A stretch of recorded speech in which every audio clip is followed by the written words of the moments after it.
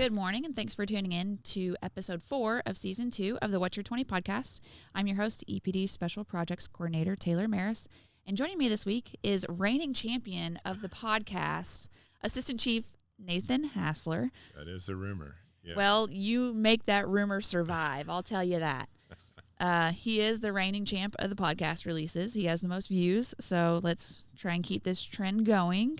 But on a serious note, thank you for coming back. It's been almost a year since you've been on. Yeah, glad to You've be held here. the championship ring for almost a whole year. Yeah, and I think it's important to note that, Phil has had 2 opportunities. He may have already spoken a third time I think for he's this only season. I'm not sure. No, he hasn't been on this season. Okay, but yeah, has yet to pass me in views, but I feel like your family's just on there like refresh, refresh. Could be. Yeah, using a VPN and stuff like that. Yeah.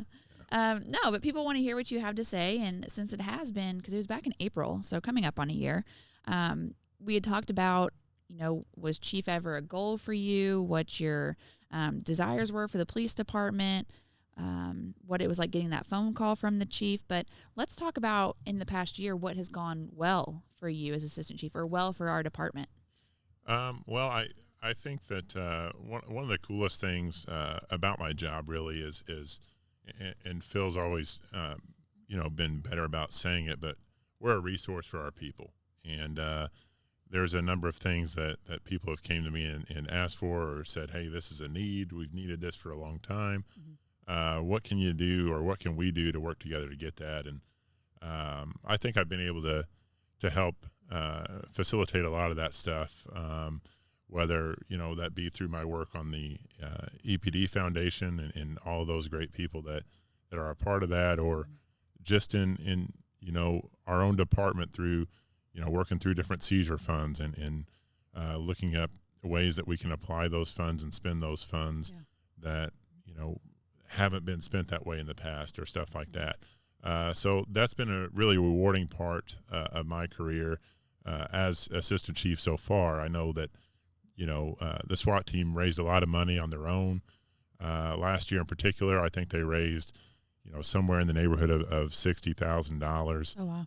Yeah. But we were able to help them with, somewhere in the neighborhood with an additional, $60,000 to purchase equipment and different things that they need, that they've sorely needed for a long time. Right. I know like our SWAT sniper section really got a boost with some new equipment and stuff like that. And just to be able to help those guys and, listen to their needs, one, but two, actually be able to put action behind it was really rewarding for me, and that sort of thing. So that part of it's fun. It's fun to kind of sitting these meetings and shape how, Phil and I want the police department to be that and actually see that actually happen after you have these meetings. Has been a joy for me. Well, and I've been in the Chiefs complex for going on 5 years now, and I've always seen around budget time where Chief Smith and previous Chief Bolin would go over budget. Mm-hmm. And I know that's a very difficult process to go through, trying to figure out what's necessary for our department, where we need more money, where we should allocate our funding to. What was the budgeting process like for you? Really, this was, I felt like I was in the back seat. I was definitely in the car with Phil, proverbially, but, right.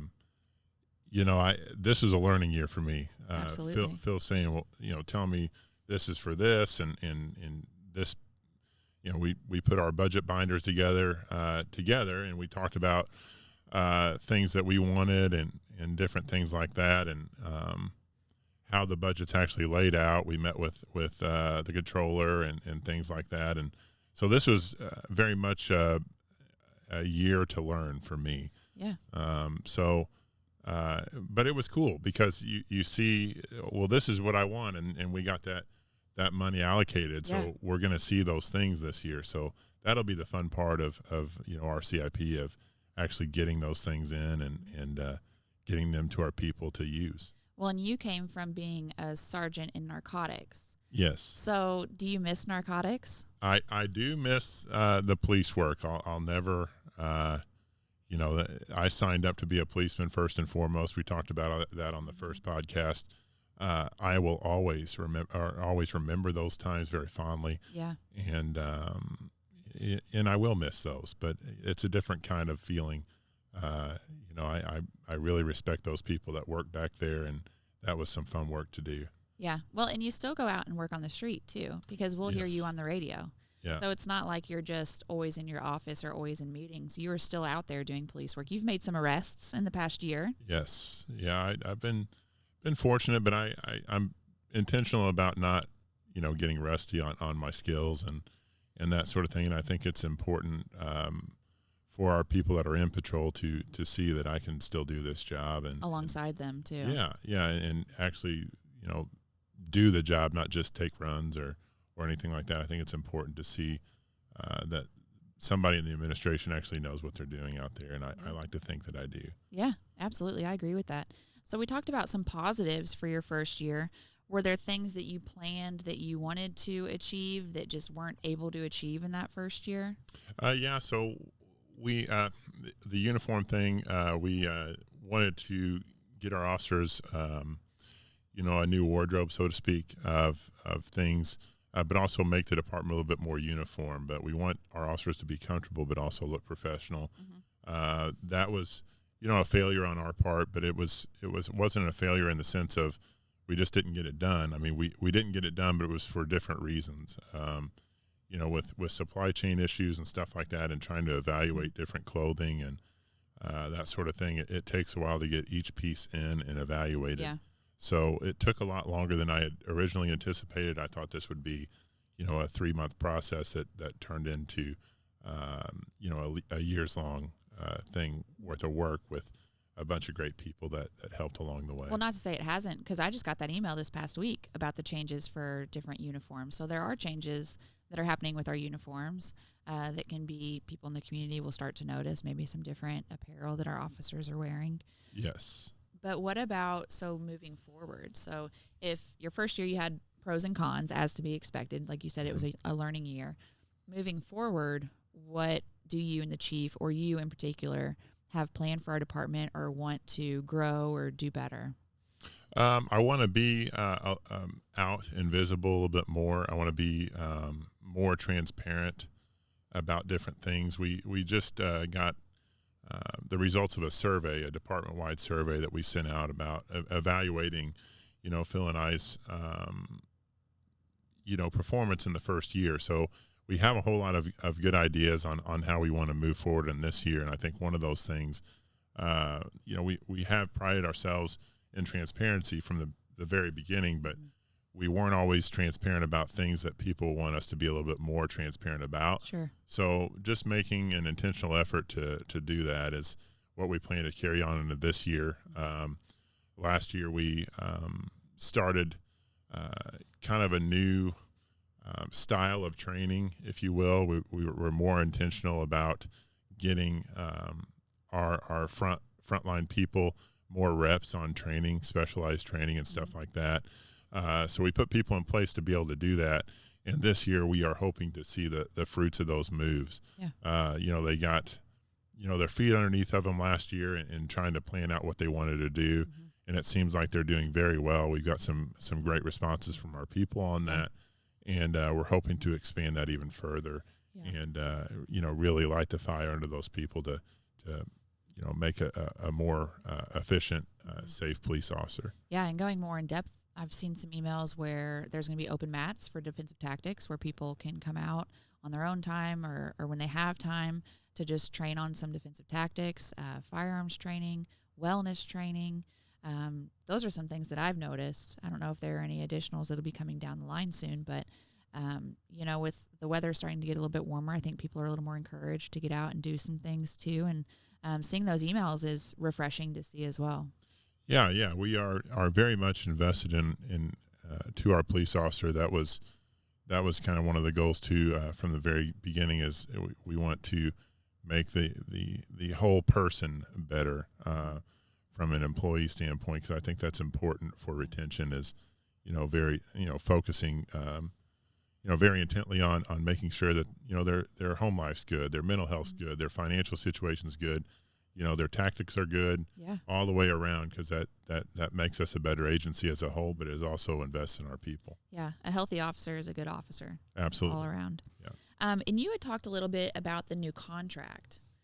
I don't know enough detail to share that much about it, but I'm sure that you know quite a bit about the contract if you want to talk about it. Yeah, so I very happy with the contract.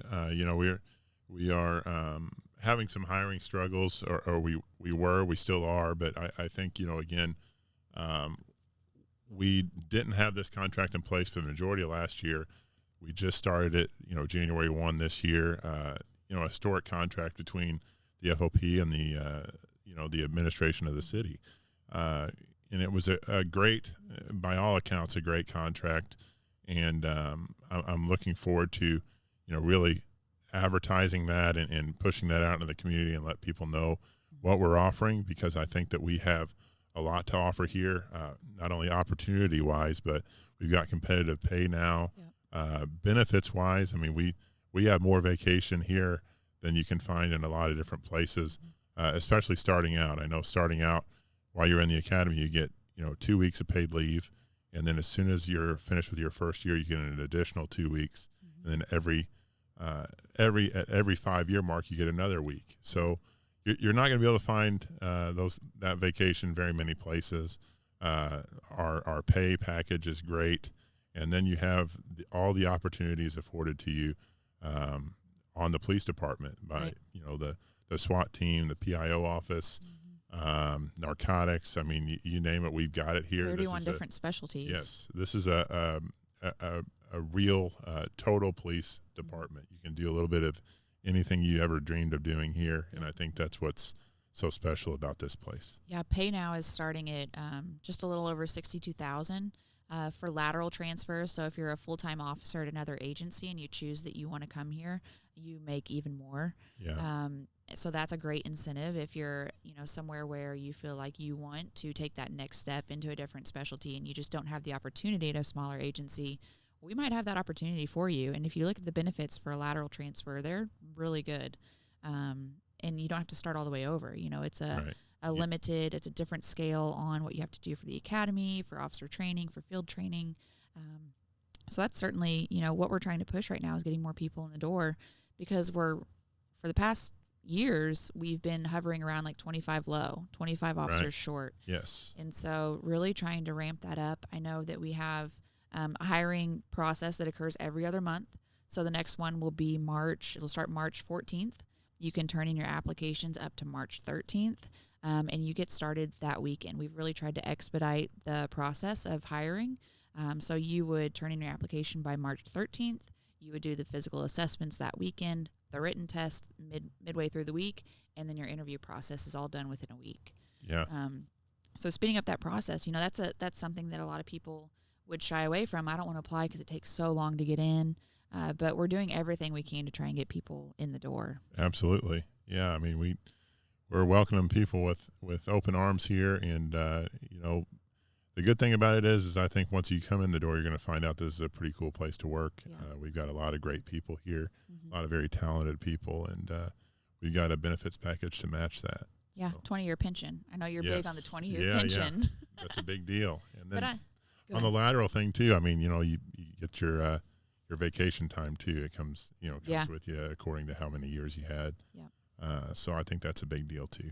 I took a girl to coffee the other morning because she just had some questions about law enforcement at EPD. She was not a ride-along, but she was an intern for Indiana State Police. And she's like, I like them. I like to get to know them, but I want to know what else is out there. And so during coffee, I'm like trying to tell her all these things, like 31 specialties, $62,000. Yeah. Like, how do you encourage somebody who has experienced other agencies and what they have to offer? What propels us above them? And so I think that something that we're very good at is making conversation and relationships with people versus just apply now. Let's go talk about it. Let's answer your questions for you. We have a software called Interview Now, where you can actually talk to a recruiter pretty much at any time that they're available. You just text a phone number, and of course I probably can't find it right now, but you can text. It's on our social media all the time, but you can just text Join Now to I'm not going to be able to find it. Dang it. If you look on our social media, you can find it, and you can talk to a recruiter pretty much anytime that they're available. And Andrew Smith is one of our crime prevention officers. Him and Sergeant Brasher are on there mostly, and they're very good at being prompt and answering questions about our agency and what we have to offer. But if you were to tell somebody, I know we did this back in April too, if you were to tell somebody to apply, in 3 sentences, what would you tell them?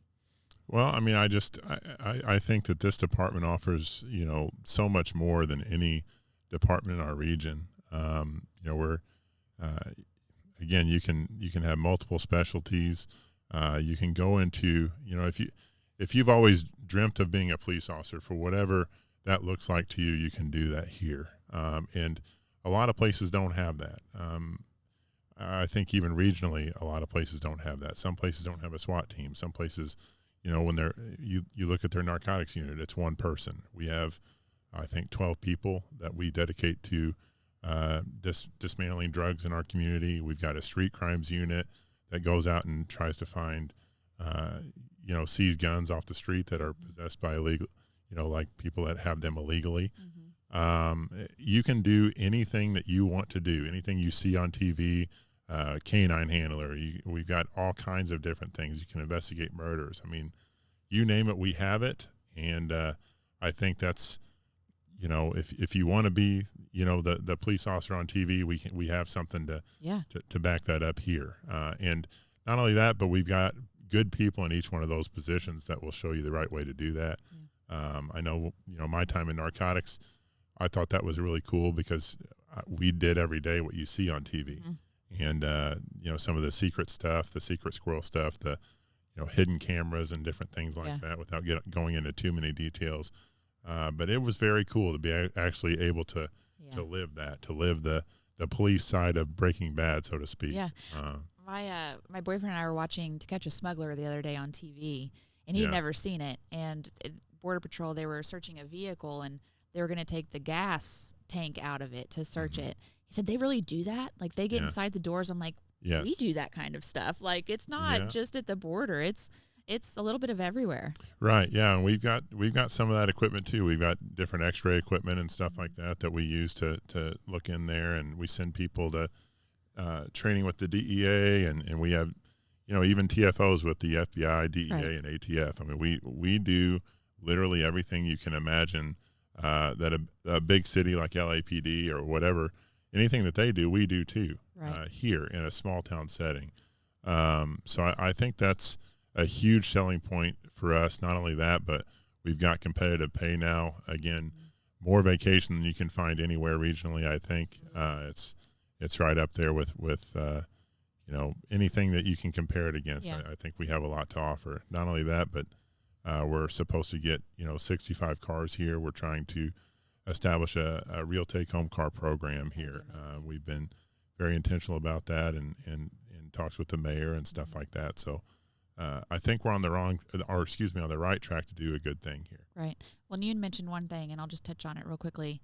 You had mentioned if it's something you've ever dreamed of, being a police officer. What was your dream as a police officer when you first came on? So, strangely enough, and it's not strange. I still think it's really cool. It's just not how my career path, transpired, so to speak. But I always wanted to be like one of the motorcycle cops. I always thought really super cool. Stoplights would probably take your head off on a motorcycle. It's very dangerous, but those guys are very well trained, and they're a lot more coordinated than I am. I don't think I have. You wanted to be a motorcycle cop? Yes, but I don't think I have any business being on a motorcycle. I never knew this. Yeah. We didn't talk about this on the first podcast, did we? I don't think so, but anybody that knows me knows that I'm not very coordinated, so I miss out on a lot of opportunity in life by Sure. Well, you're what, 6'9"? Yeah. So. Well, then what led you to narcotics? They just asked me, I like to find a lot of meth labs early on in my patrol career. Yeah. They were a lot of fun to try to find. And then there's a lot of, search and seizure issues and different things that kind of test you as a policeman. And I like to think that I got halfway decent at finding those. So, sure. A few guys asked me if I would ever consider doing that, and I was all about it. So that's where I put all my eggs for a long time, and it worked out for me. Never thought I'd be in this seat, but I really enjoyed my time in narcotics. Yeah, it's evident. Hit me right in stride. So yeah, but that's good when you have a passion for the department and certain units within the department too. It's just, being an assistant chief, I think that's important just to have that passion. Sure. Yeah. But, well, thank you again for being on the podcast, and thank you for tuning in to the What's Your 20 podcast. You can tune in again on March 29th. Make sure to subscribe and follow our Spotify and YouTube accounts to stay up to date on all podcast releases. Have a good weekend.